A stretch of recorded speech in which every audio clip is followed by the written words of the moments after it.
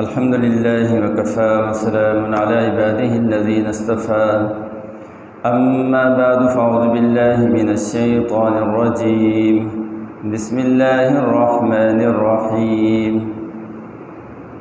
أولئك الذين اشتروا الضلالة بالهدى فما ربحت تجارتهم وما كانوا مهتدين مثلهم كمثل الذي استوقد نارا فلما أضاءت ما حوله ذهب الله بنورهم وتركهم في ظلمات لا يبصرون صم بكم عمي فهم لا يرجعون صدق اللہ العظیم۔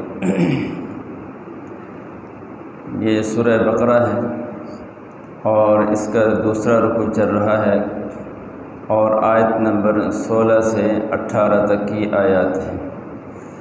اللہ جل جلالہ فرماتے ہیں اولئک الذین اشتروا الضلالۃ بالہدی، یہی منافق وہ لوگ ہیں جنہوں نے خرید لیا ہے گمراہی کو ہدایت کے بدلے میں، ہدایت کو چھوڑ دیا، گمراہی کو لے لیا۔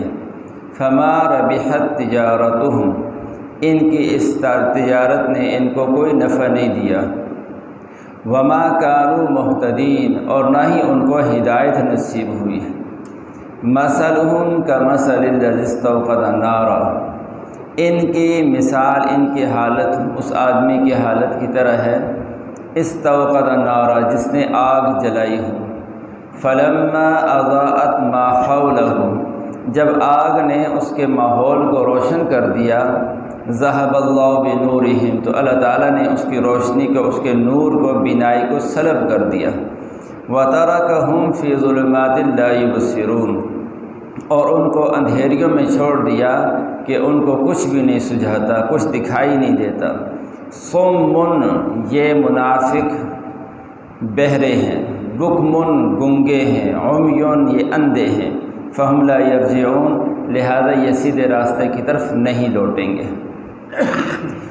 یہ پچھلی آیات کے اندر اللہ تعالیٰ نے منافقین کا حال یہ بیان فرمایا کہ جب ان سے کہا جاتا ہے کہ زمین میں فساد مت مچاؤ تو یہ کہتے ہیں ہم تو مصلح ہیں، انما نحن مصلحون، بڑے زور کے ساتھ کہتے ہیں ہم تو اصلاح کر رہے ہیں۔ تو اللہ تعالیٰ نے فرمایا کہ یہ فساد کر رہے ہیں، اصلاح نہیں کر رہے، لیکن ان کو شعور نہیں ہے۔ وہ فساد کیا تھا ان کا؟ تو فساد یہ تھا کہ ان کے منافقین کی تین ان کی کیٹیگریاں تھیں۔ ایک تو وہ تھے جو جن کی حالت شروع میں بیان کی کہ وہ پکے منافق ہی تھے، اسلام کی طرف نہ رغبت پیدا ہوتی تھی، بس زبان سے کلمہ پڑھتے تھے، باقی سارے کام وہی تھے ان کے۔ دوسرا گروہ وہ تھا کہ جو یہ کہتے تھے، جن کی حالت یہ فساد والی اللہ نے بیان فرمائی، وہ یہ کہتے تھے کہ یہودیت اور اسلام کے درمیان سمجھوتا ہو جانا چاہیے، ہم یہودیت پر رہیں، مسلمان عیسائیت پر رہیں، مسلمان اسلام پر رہیں، اور پھر یہ کہیں کہ دونوں ٹھیک ہیں، مسلمان ہمیں بھی ٹھیک سمجھے، ہم ہوں یہودی لیکن ہمیں مسلمان کہا جائے، اور مسلمان بھی ٹھیک رہیں۔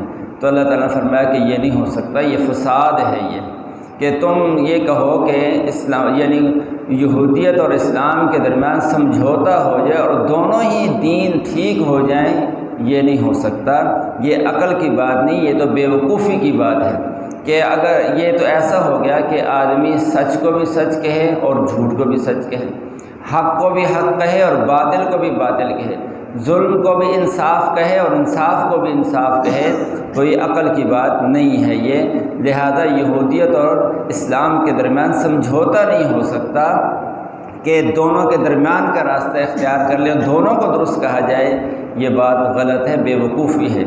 اس سے آج کے دور کے بعض متجددین جو ہیں ان کی رائے کی بھی تردید ہوتی ہے کہ جو یہ کہتے ہیں کہ بین المذاہب ہم آہنگی ہونی چاہیے۔ بھائی کسی بھی، سارے مذہب درست ہیں، ہر مذہب والے خدا کو مانتے ہیں اور خدا کو ماننے کا جو ان کا اپنا کنسیپٹ ہے بس اس کے تحت وہ مانتے ہیں، لہذا کسی کو بھی غلط نہ کہو، سارے ٹھیک ہیں۔ تو پھر سارے ٹھیک ہیں تو یہ اسلام یعنی الگ الگ مذہب نازل کرنے کی کیا ضرورت ہے؟ حضور علیہ الصلوۃ والسلام کی دنیا میں تشریف لانے کی کیا ضرورت تھی؟ کتاب نازل کرنے کی کیا ضرورت تھی؟ اگر عیسائی بھی درست ہیں یہودی بھی ٹھیک ہیں اور ہندو بھی اپنی جگہ ٹھیک ہیں، تو پھر اسلام کو نازل کرنے کی کیا ضرورت تھی، حضور کو بھیجنے کی کیا ضرورت ہے؟ یہ کیسے درست ہو سکتا ہے کہ جو ایک خدا کو مانتا ہے وہ بھی سیدھے راستے پر ہو، اور جو کروڑوں خداؤں کو مانتا ہے وہ بھی سیدھے راستے پر ہو؟ یہ کیسے ہو سکتا ہے؟ جو حضور علیہ السلام پر ایمان ہی نہ لائے تو وہ بھی درست ہو، اور جو حضور علیہ السلام کے اوپر ایمان لائے اور سارے نبیوں کو مانے وہ بھی سیدھے راستے پر ہو؟ یہ نہیں ہو سکتا۔ اللہ فرما رہے ہیں یہ فساد ہے، یہ لہذا یہ نہیں ہو سکتا۔ اور آج کی جو آیات ہیں ان کا اللہ تعالیٰ نے یہ ذکر فرمایا کہ اولئک الذین اشتروا الضلالۃ، ان لوگوں نے، یہ اسلام ان کے سامنے آیا تھا، ہدایت ان کے سامنے آئی تھی، اس کو چھوڑ دیا، گمراہی کو لے لیا۔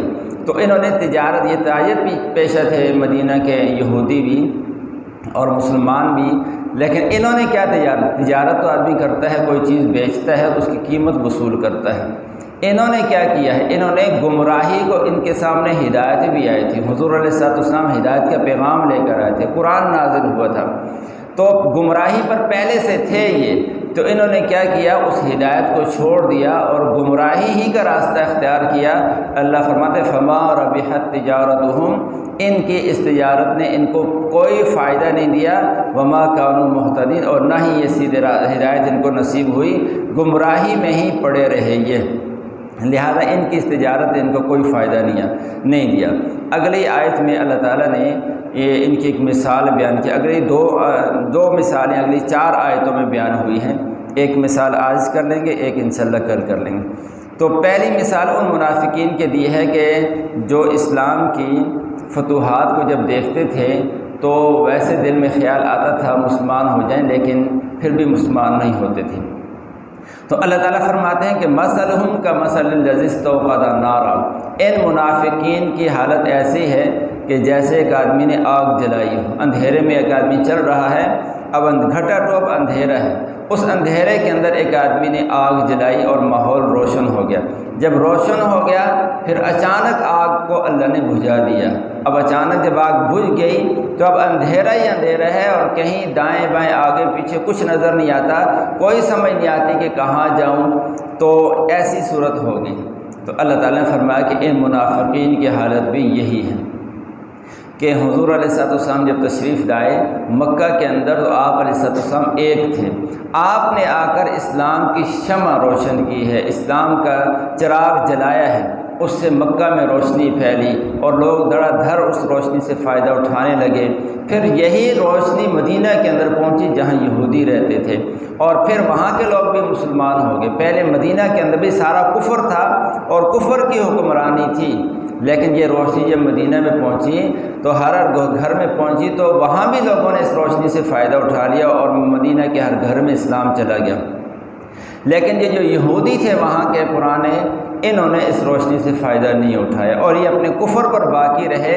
تو اللہ فرماتے ہیں کہ ان کی مثال ایسی ہے جیسے روشنی اندھیرے میں چل رہا ہو آدمی، پھر آگ جلائے اور اچانک وہ روشنی بند ہو جائے تو پھر اب وہ کہاں جائے گا؟